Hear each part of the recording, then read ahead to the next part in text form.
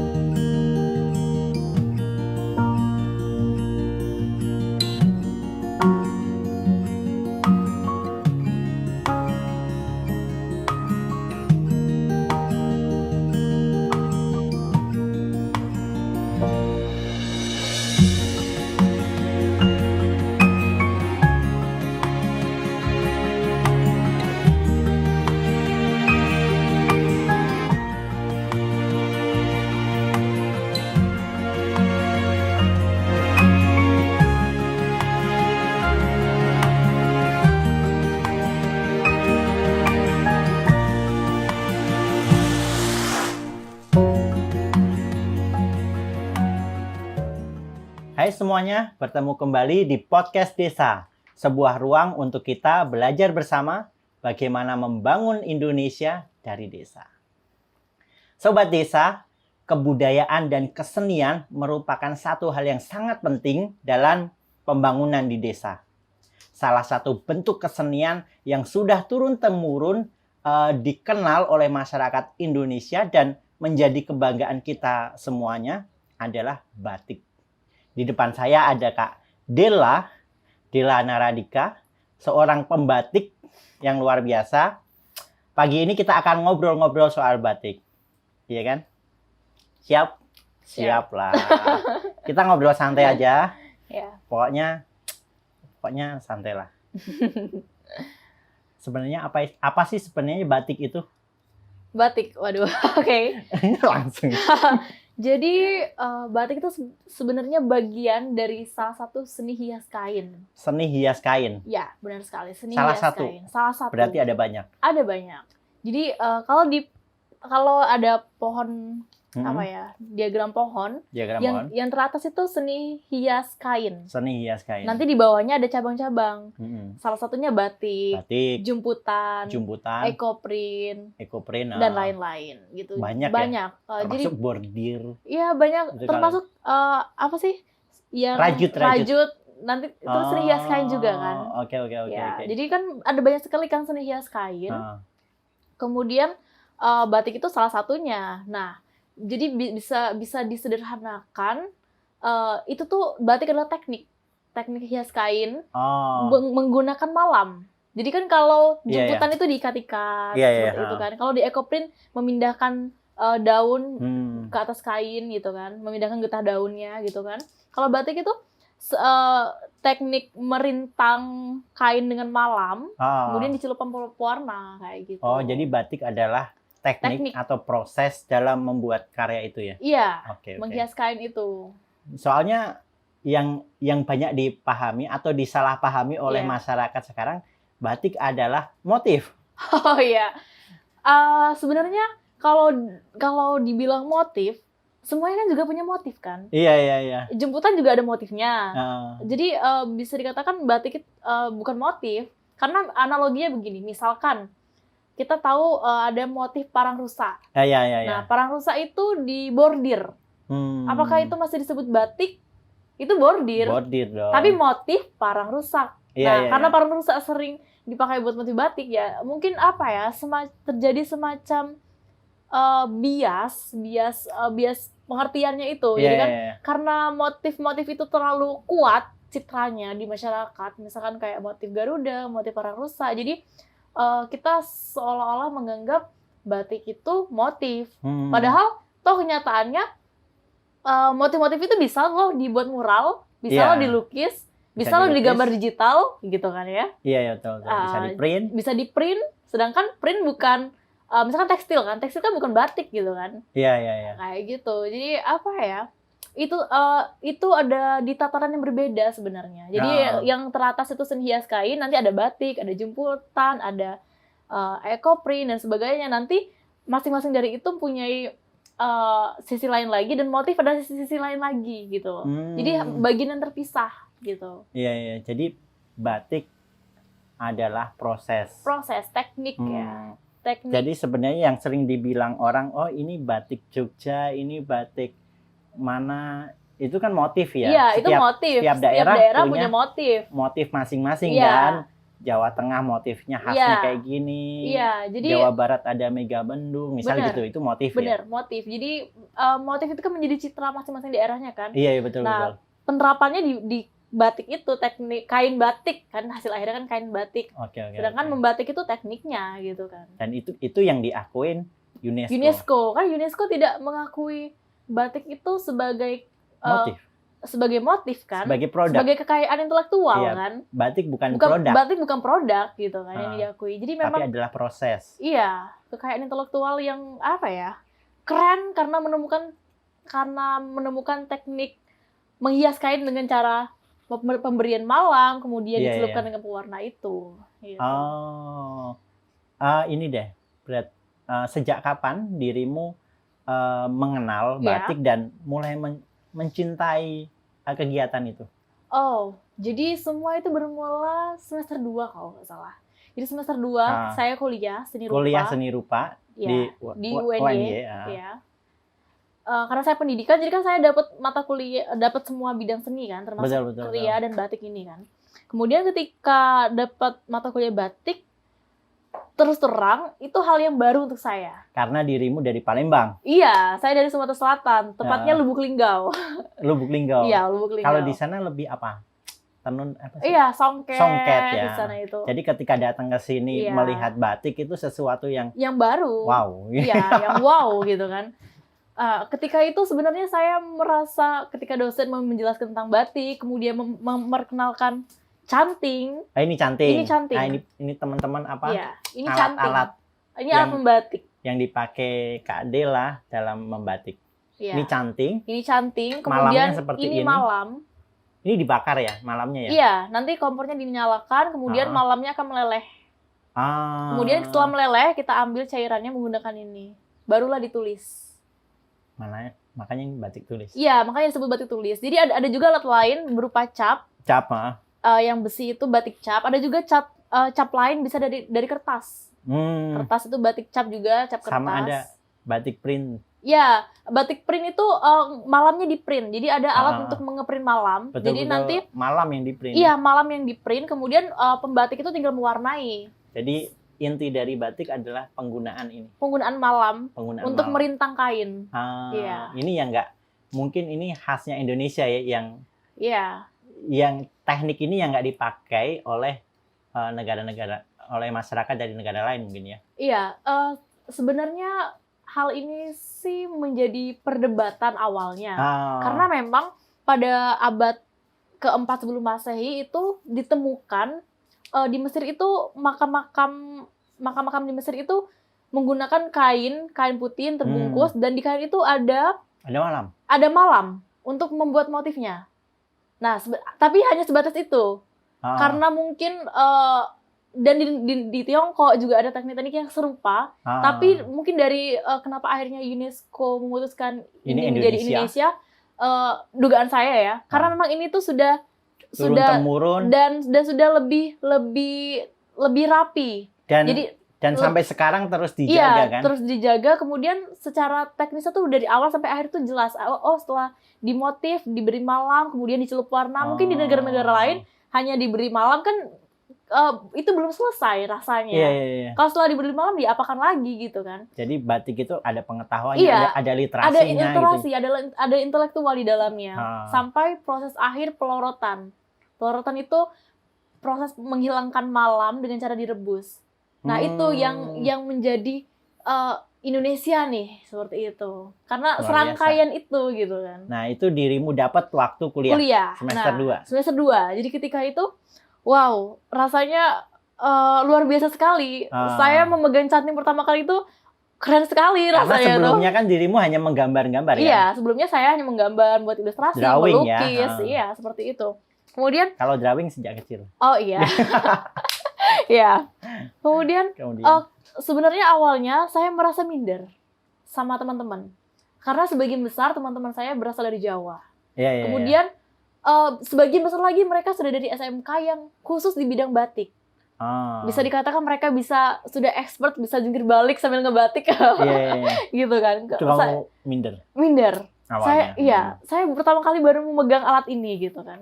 Jadi untuk menyetarakan kemampuan dengan mereka itu saya rasa kayak, aduh aku harus bekerja keras sekali nih gitu kan. Tapi rasa ketertarikanmu mengalahkan keminderanmu itu ya?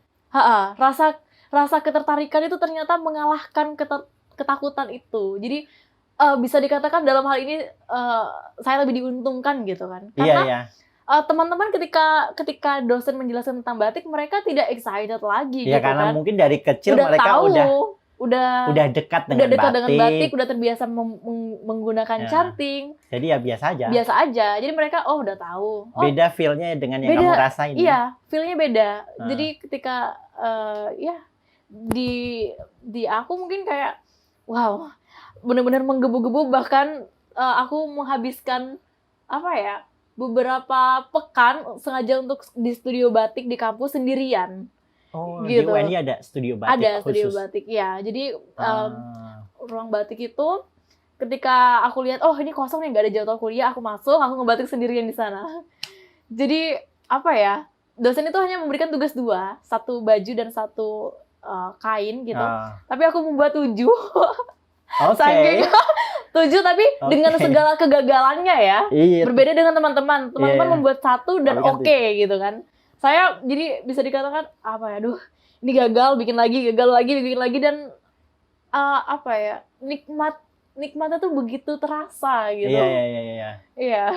Dan dari situ lah udah kayak wow, ini kayaknya aku menyatu dengan ini nih kayak gitu. Menyatu dengan passionmu ini. Passionku ini nih. Batik gini. Iya.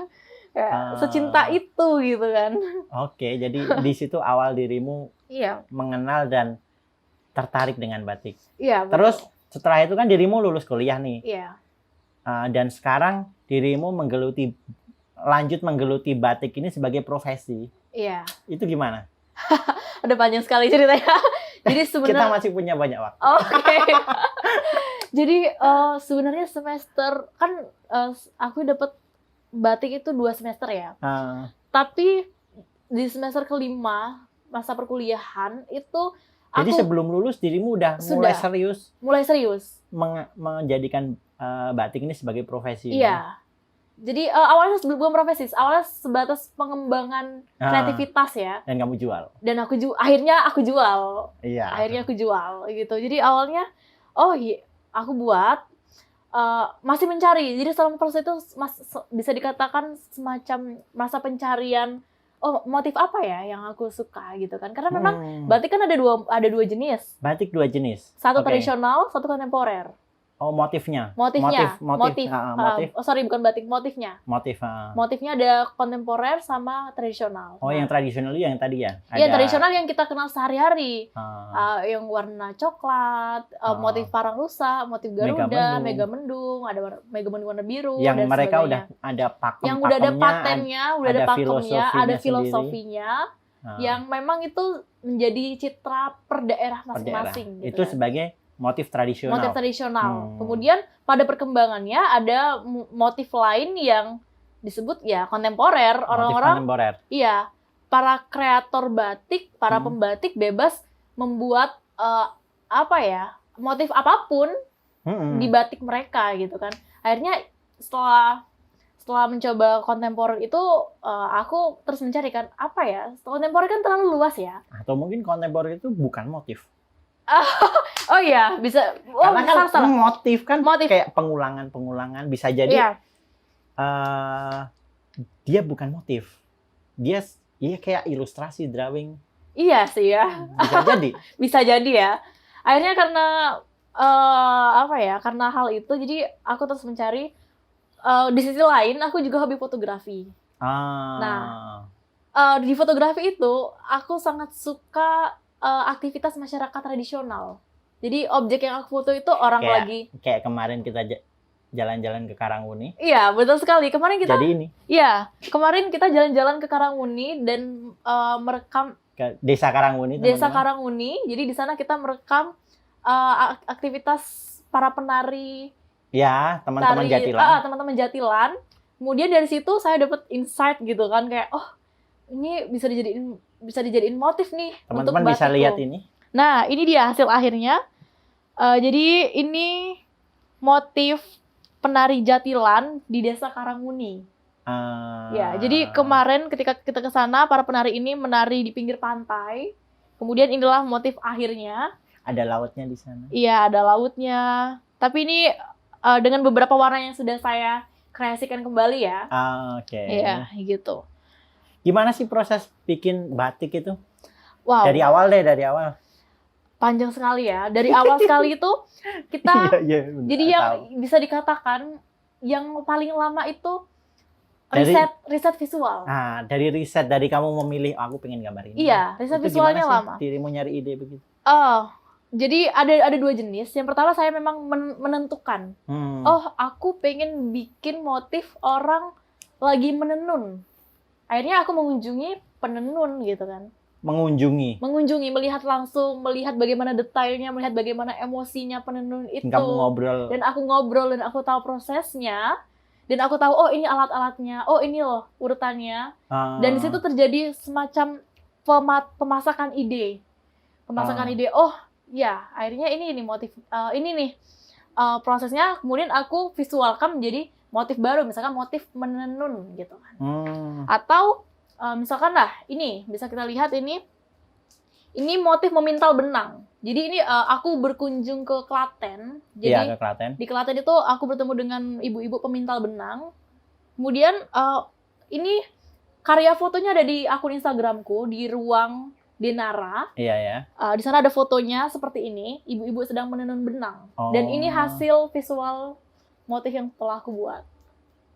Oke. Gitu. Jadi kamu berkunjung ke desa, kamu foto-foto, dari foto-foto itu aku olah lagi menjadi motif. Ilustrasi, di sketsa dulu nggak? Di sketsa dulu. Di kertas. Ya, di sketsa realis biasa kan. Kemudian betul. Aku deformasi lagi sedikit, bisa kita lihat. Nah ini motif yang telah jadi di kertas disalin di kain. Jadi disalin di kain biasa. Kemudian setelah semua motif tergambar, bisa kita lihat ini ada berwarna krim kekuningan. Itu malam? Ini malam. Ini telah dicanting. Pakai ini? Iya, pakai ini. Coba lihat. Ini dirimu mau bikin? Ini mau bikin pouch. Iya, pouch untuk sedotan. Oke. Nah, besar juga. Iya, besar. Ini banyak ya. Nah, ini bisa kita lihat ini ini udah dicanting. Iya, ini udah dicanting. Setelah ini ada proses pewarnaan. Jadi bagian kecil ini akan kita warnai. Sebenarnya ada dua jenis, ada 3 jenis pewarnaan. Yang pertama dicelup, jadi kainnya langsung dicelup pewarna. Oke. Nanti ditutup malam lagi, dicelup pewarna lagi, tutup malam lagi, berkali-kali. Berkali-kali. Ya, itu dicelup. Ada juga yang bagian kecilnya itu dicolet. Jadi celup itu tergantung warna. Mau ada berapa warna tergantung gitu berapa warna gitu kan. Kalau colet juga, biasanya bagian kecil ini akan saya colet, kemudian akan saya tutup malam, kemudian akan saya celup lagi bagian yang agak besar.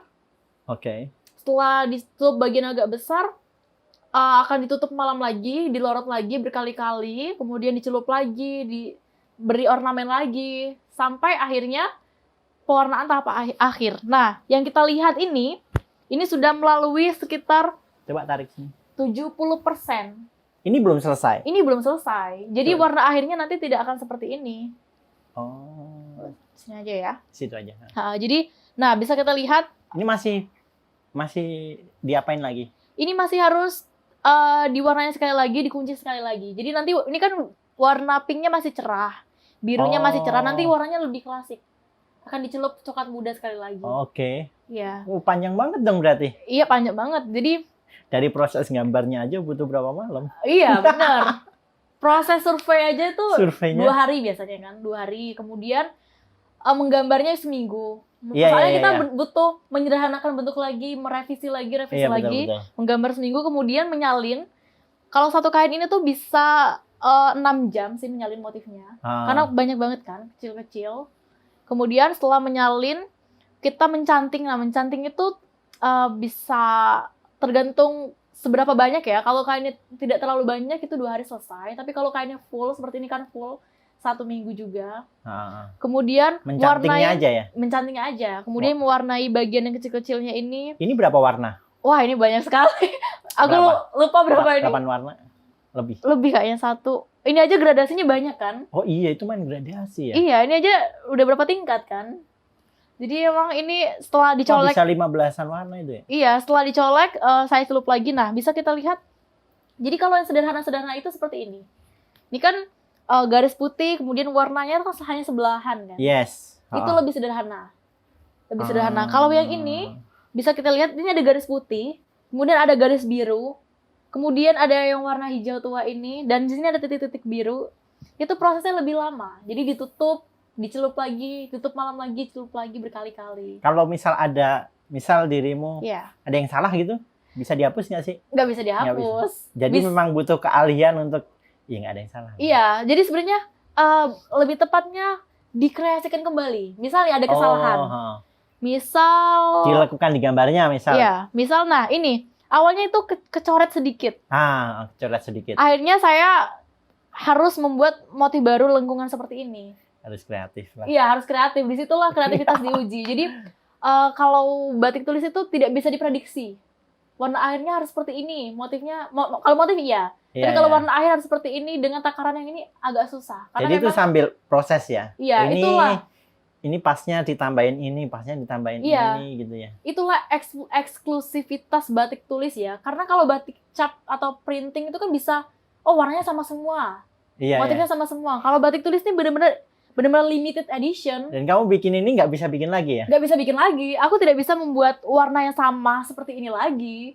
Kalaupun pengen jadi lain lagi, pasti hasilnya akan berbeda. Iya, pasti hasilnya akan berbeda.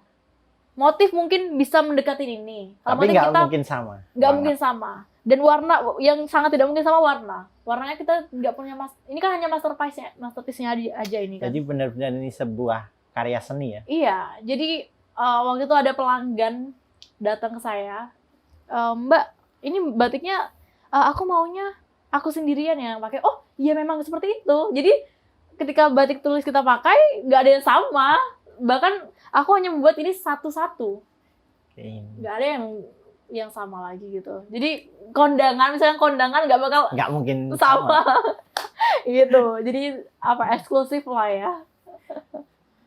Ini ukuran berapa sih? Ini 2 meter. 2 kali 1? 2 kali 1,15. Oh. Karena emang lebar kainnya 1,15. Untuk menyelesaikan dari awal, dari proses tadi kamu riset, maksudnya kamu datang ke desa-desa misal gitu, sampai selesai butuh berapa lama? Untuk kerumitan ini sekitar 1 bulan. 1 bulan? Iya, 1 bulan. Butuh waktu berbeda 1 sekali bulan, ya. Mungkin... dan dirimu harus begadang-begadang. Iya, tentu itu. Butuh latihan berapa tahun? Iya, latihan berapa tahun. Dan ini sih, ketika pertama kali membatik itu, kan malamnya akan berceceran. Dan untuk mendapat garisan sempurna itu butuh jam terbang yang tinggi. Iya, jelas lah itu kan. Iya.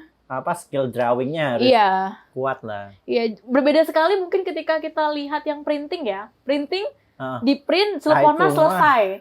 Bahkan ada yang berkembang kekinian itu tekstil yang menggunakan motif batik. Jadi itu bahkan kainnya nggak pakai malam sama sekali. Iya, nah itu yang sering dianggap. Yang sering dianggap batik, padahal tekstil. Bukan, tekstil. Ya, tekstil itu yang mengadopsi motif gitu. Berapa jualnya?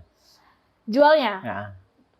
Sekitar range-nya mulai dari 2 sampai 4. 2 juta sampai 4 juta? 2 juta sampai 4 juta, tergantung kerumitan. Murah? Iya. Maksudnya dengan segala proses kerumitannya, butuh waktu sebulan, harus tetap begadang-begadang. Iya, begitulah. 2 juta? Iya. Oke lah, murah lah. Luar biasa. Selain jual kain begini kan dirimu diaplikasikan dalam beragam jenis juga kan? Ada masker, Ada apa aja sih? Ada shawl, ada tote bag. Ini shawl, ya. tote bag. Ada juga yang kekinian kita mengembangkan tas Hermes kayak ibu-ibu pejabat, ibu kondangan gitu. Itu kita kombinasi sama kulit. Jadi di depannya batik, bahan lainnya kulit asli. Ada juga yang kita lagi mengembangkan batik kayu. Itu di nampan. Batik kayu? Iya, jadi ngebatiknya di kayu. Tetap pakai malam? Tetap pakai malam, sama. Oke. Nah, jadi dimalamin dulu, dicanting, dicelupin warna, dicolet, ya. Sama, diloret juga, sama prosesnya. Oh. Batik kayu. Kalau ini shawl? Iya, itu shawl. Cocok nggak? Cocok. Aku juga sering pakai shawl, cuman tenun. Iya, kalau untuk ini aku buatnya ada 2 jenis warna pop, ini warna pop. Kemudian kalau ini nanti jadinya klasik karena nanti akan jadi nuansa warna tanah ini. Kalau ini kan warna permen ya, biasanya anak-anak muda yang mau warna kayak ini. Jadi apa ya, mulainya akhirnya aku membuat warna ini juga sebenarnya melihat kondisi perbatikan hari ini ya. Jadi temanku itu pernah bilang, Del, aku tuh pengen pakai batik, tapi kok warnanya jangan yang tua-tua ya. Coklat, itu kan warna-warna formal. Iya. Aku pengen batik itu melekat dengan aktivitasku sehari-hari. Bisa nggak sih kamu membuat itu menjadi lebih humble, lebih populer gitu kan? Terus, oh iya ya, di sana muncul peluang baru kan. Kemudian, oh ya, ini bisa aku kreasiin lagi. Akhirnya muncullah warna-warna ini yang bisa dipakai anak-anak muda yang lebih fresh, lebih dekat dengan aktivitas sehari-hari, nongkrong dan jalan-jalan hunting pun biasa pakai kayak gini. Iya, betul. Gitu. Jadi apa ya, nggak lagi untuk acara-acara formal gitu kan. Jadi kita ada 2 jenis, satu yang klasik untuk warna-warna tanah untuk acara formal, kemudian warna-warna populer untuk aktivitas sehari-hari. Oh, gitu. Dan apa, bentuk dan warna ini kan jadi kayak, ya ini karaktermu. Iya. Jadi ciri khasmu, ciri khas Cantingan Nenek. Iya, Cantingan Nenek. Brandnya Cantingan Nenek. Iya. Kenapa Cantingan Nenek?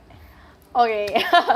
Kenapa Cantingan Nenek? Jadi mulanya itu ketika aku pertama kali megang canting ya, dan mencoba untuk menggoreskan malam di kain. Itu semua cairan malam yang ada di dalam ini mengalir deras dan merusak kain yang ada. Bleber lah gitu, berbercak-bercak gitu.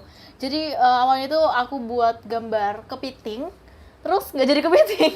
Kok bisa? Jadinya bercak-bercak malam gitu. Ternyata aku coba lagi, rusak lagi, aku coba lagi berkali-kali. Bahkan aku menyediakan satu kain polos untuk khusus nyobain goresin. Ternyata menggaris menggunakan canting tak semudah menggaris menggunakan spidol, jauh banget. Jadi ada teknik. Iya, jadi kayak kemiringannya berapa biar nggak bleber, arahnya gimana, dan yang terpenting tuh kesabarannya. Harus sabar.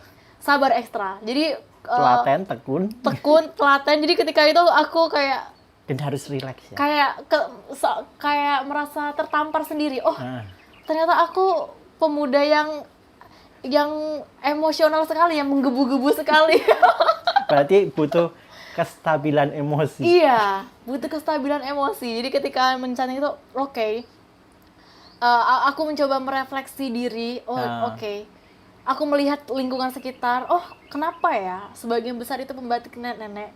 Kemudian setelah aku renungkan, ini ya, ternyata ketelitian, ketekunan, kesabaran, kestabilan emosi, sifat-sifat itu tuh dimiliki oleh nenek-nenek sebagian besar. Cobalah kita lihat hari ini, siapa sih pembatik muda yang menghasilkan karya-karya batik gitu kan. Ya ada, tapi bisa dihitung dengan jari jumlahnya, tidak sebanding dengan ribuan pembatik nenek gitu kan. Karena memang apa ya Mas? Iya, butuh kedewasaan. Iya. Emosi itu kestabilan emosi. Jadi dari situ aku mencoba untuk merefleksi diri. Sepertinya ada yang salah nih. Kayaknya aku harus lebih tenang, lebih stabil. Dan aku ketika membatik, mencanting ya lebih tepatnya mencanting, aku memposisikan diriku sebagai nenek-nenek. Sebagai nenek-nenek ya. Jadi nenek-nenek tuh yang sabar, menggores dengan pelan-pelan, hati-hati, jangan tergesa-gesa, jangan ambisius, jangan emosi gitu kan. Pelan-pelan, titik demi titik. Setiap lakukan dinikmati, dirasai gitu kan. Benar sekali. Jadi Oke, mungkin dulu Della yang sebelumnya yang mencanting pertama kali itu begitu. Oke, pengen garis dengan emosional, pengen perfect, pengen sempurna, pengen cepet gitu kan. Tapi ternyata nggak kayak gitu Del caranya gitu. Aku kayak ngobrol dengan diri sendiri gitu kan. Ya gitulah akhirnya aku putuskan oh ya ternyata nenek-nenek itu sekeren itu ya gitu kan. Luar biasa itu ketika mencanting, kayaknya cantingan terkeren tuh cantingan nenek gitu kan. Ya udahlah akhirnya aku putuskan oke, cantingan nenek udah ini mereknya gitu kan. Gitu. Oke, paham kenapa namanya cantingan nenek. Iya, itu gambarnya kan nenek-nenek sedang mencanting kan.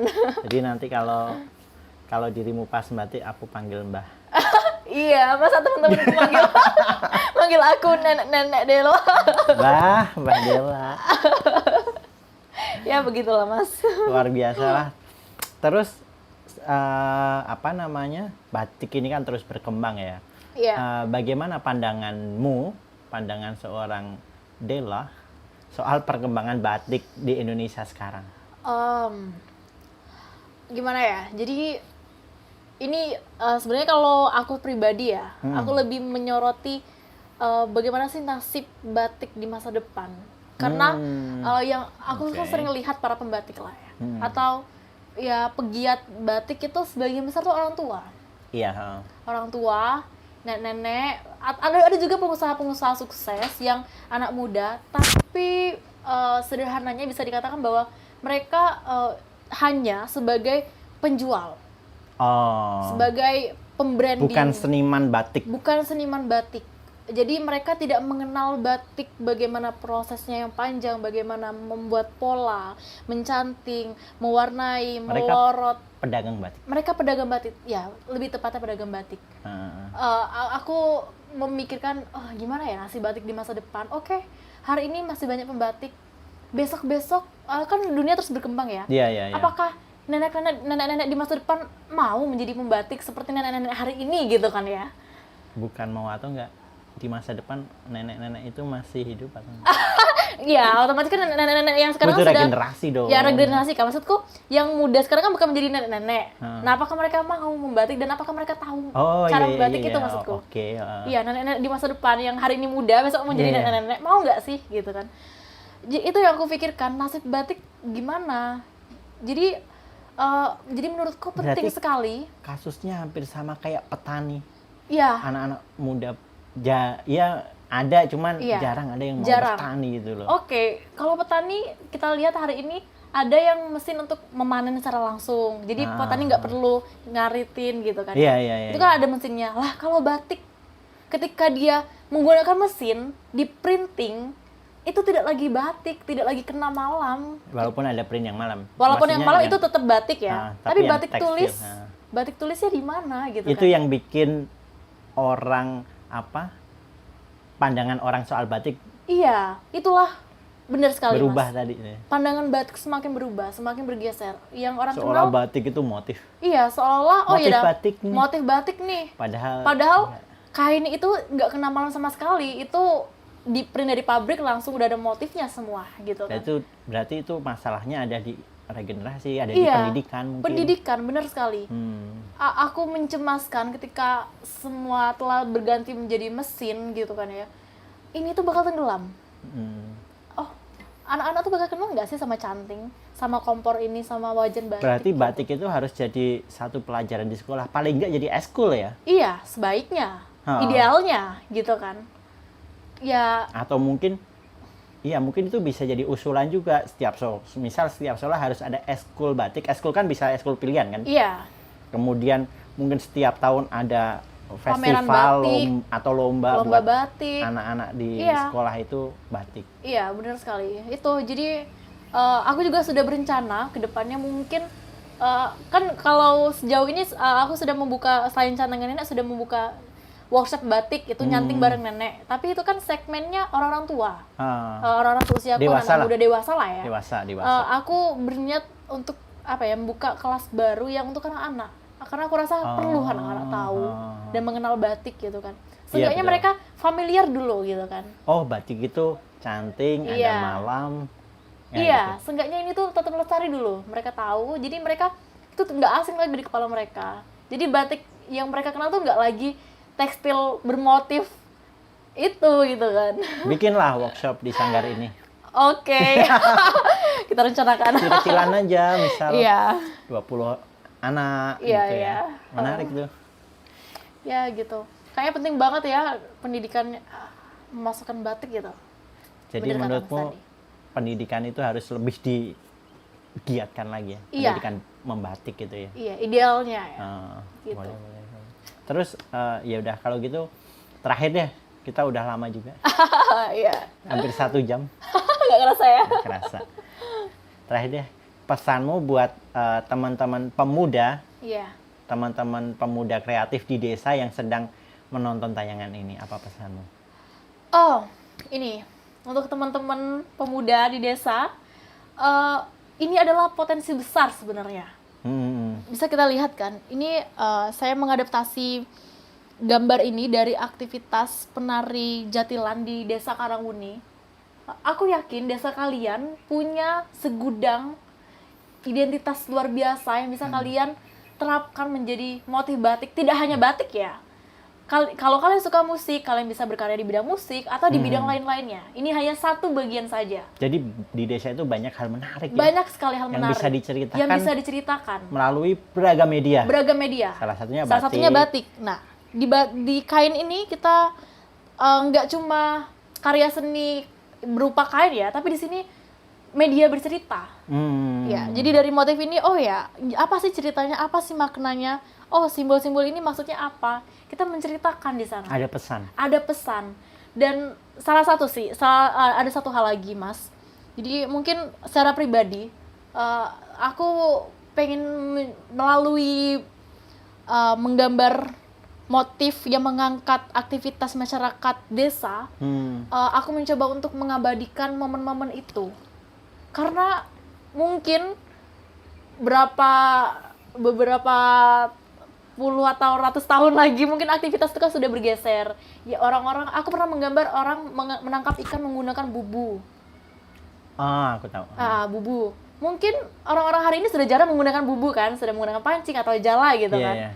Itu kan ketika kita membuat motif itu, oh ya, kita seolah-olah seakan kita punya satu jalan untuk mengabadikan momen itu gitu kan. Iya, betul. Itu. Jadi kalau aku pribadi sih itu.